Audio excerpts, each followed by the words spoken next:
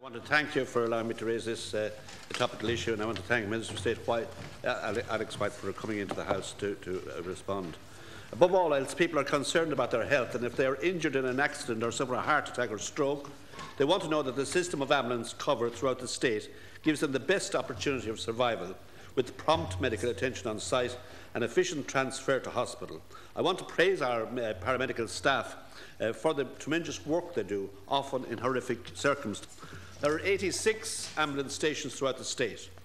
Under the Croke Park Agreement, the issue of inefficiencies in rostering arrangements in ambulance stations was referred to the Labour Court following intense discussions between the HSE National Ambulance Service and trade unions representing paramedical staff.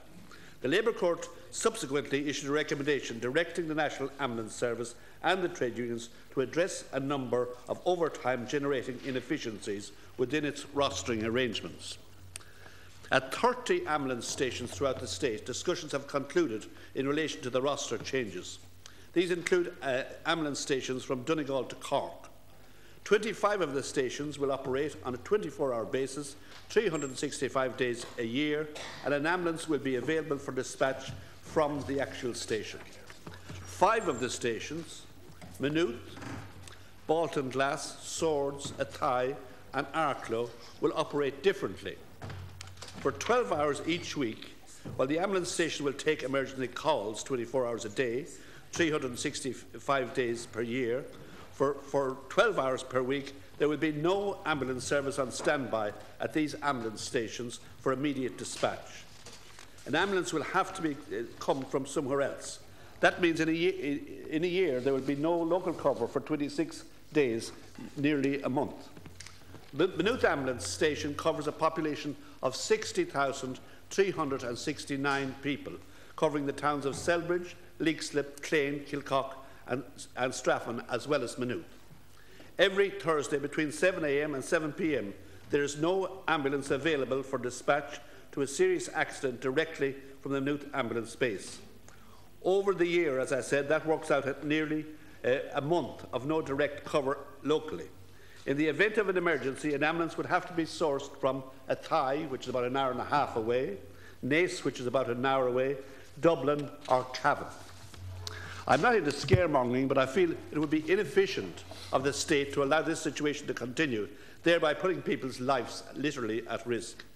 The National Ambulance Service will point out that 2 new rapid response vehicles are operating in South Dublin and Kildare, and a new hospital transfer service is in operation to increase ambulance capacity. However, I am not satisfied, nor are the people of North Kildare indeed, with the present situation. I want to know why full cover cannot be retained, if full cover can be retained in 25 stations throughout the country, and yet in Maynooth this cannot be achieved. I want to know what the cost would be of reinstating full 24-hour, 360 days a year dispatch from Maynooth. As you look at this issue, I'm asking Minister that you would look at this issue again. I cannot understand how any savings whatever are made by the changes that were occurred in this case. And if you don't have specific answers, I'm quite satisfied if you can pass on the information to me, because I've been trying for quite a long time to get information from the ambulance service itself, and it's like pulling teeth from hens. Thank you, Deputy Minister. Thank you very much. I'd like to thank Deputy Stagg for raising this issue and for drawing attention to the improvements that have been made to the HSE National Ambulance Service, and for also the opportunity it affords to set out the ongoing delivery by the HSE and the workforce and their representatives, indeed, of important changes that have been brought about in the way that our emergency ambulances and crews are deployed. The Deputy is correct, Count Corley, in saying that following a referral to the Labour Court under the Public Service Agreement, the NAS is progressing a number of efficiencies arising from that Labour Court decision. These include the issues of overtime built into rosters and a change from on-call to on-duty. The elimination of on-call rostering was sought by ambulance staff. The referral to the Labour Court was in line with the Croke Park Agreement. The Labour Court, has issued a binding recommendation directing the National Ambulance Service and the trade unions to address a number of inefficiencies within rostering arrangements. New rosters are in place and are operating successfully. New rostering arrangements have commenced in a large number of stations, including Tala, Swords, Maynooth, Kildare, Wicklow and Cavan, and these are operating successfully. Some concerns over perceived levels of cover or lack of cover at certain stations in the North Leinster area have been raised as these changes have been progressing. And I want to reassure the Deputy and indeed the entire population, particularly of the areas that he refers to on this score. The National Ambulance Service is not a static service, Count Corley. It deploys its resources in a dynamic manner and works on an area and national rather than a local basis.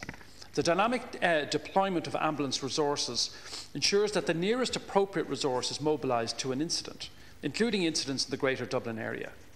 Where necessary, emergency cover is provided by an advanced paramedic motorcycle response unit, supported by resources deployed from adjacent stations on a rolling basis. In addition to the operational efficiencies being implemented, 2 new rapid response vehicles, as the Deputy has mentioned, now operate in the South Dublin and Kildare areas to further improve services across the Greater Dublin area. The NAS has also introduced a new intermediate care service in South County Dublin to address routine inter-hospital transfers. This releases emergency ambulances for emergency service work. The net effect of these changes is improved efficiency and increased availability of emergency ambulances across the area for incidents where hospitalisation is required. As I've said, the National Ambulance Service is a dynamic service. It responds to calls on a prioritised basis through the Advanced Medical Priority Dispatch System, the AMPDS, which is in operation in all NAS control centres. The NAS has established that 10% of all 999 calls are inappropriate for an emergency ambulance, and a further 50% are neither life-threatening nor serious. This data is in line with international experience. With specific reference to the stations mentioned by the Deputy, namely Maynooth, Baltinglass, Swords, Athy and Arklow, these stations particularly benefit from the dynamic and rolling cover improvements due to their proximity to each other and to the road network available in the area they cover. I do appreciate the Deputy in particular made reference to Maynooth, but it has to be seen, the question that is raised in relation to Maynooth and the manner in which these issues are now being addressed has to be seen in the context of the dynamic service that's there, which also comprehends a broader area of cover than simply one particular town or one particular centre. Thank you, Minister. Deputy Stagg, 2 minutes. The system we're using here is very useful for members like myself to raise issues, but we're falling back into the old trap of ministers coming in and reading a prepared script that was prepared before they heard what you had to say. And so that, in fact, the issues you raise are not addressed at all quite regularly. And that's the same case today. I asked the Minister a few specific questions, and I didn't expect him maybe to have the answers. But if he said he'd get the answers from me, I would have been satisfied. I'm going to ask him again, how can he justify not having an ambulance service in Maynooth when there is apparently no savings whatsoever? In fact, the system that has been put in place is no better and probably more expensive than the system was there before when there was a full service. And I don't accept at all the notion that Athy and Maynooth are adjacent. They're an hour and a half apart. That's what they are. You would have died about 10 times from a heart attack if you were waiting that long for an ambulance, a special ambulance to come. But maybe the man on the motorbike would come instead, which is what you're suggesting. Now, the man on the motorbike probably costs more than the ambulance which is lying idle in Maynooth and not being used because somebody decided that 5 stations in the country should have 12 hours a week with no ambulance service and that they'd have motorbikes going around instead of that. Now, I don't know how, in the name of God, that could have any savings. So maybe, Minister, you'd inquire for me or find out for me, if you have the information available now, what the savings exactly are. Because all of this was based not on the more efficient services now, which maybe you have in certain ways, and I referred to that when I was speaking, but about cost. It was all about cost efficiency. Now, let me say this. I've fought for years to get an ambulance service for Maynooth, and we succeeded in getting that at Cancorla. And I'm not about to have it whittled down or reduced so that eventually it would disappear again into some large centre. So could maybe the Minister would tell me as well, what happens to the ambulances in Maynooth on a Thursday when they're not allowed to go out from the station? Are the people sitting in them waiting for Friday to go out? or for the 12 hours to be up before they can go out. This is nonsense now. What has occurred is nonsense. And there's a group in Maynooth in the North Leinster area organising a protest about this. And I understand that and appreciate it. But maybe if we could get some answers, we could explain to them why this has occurred.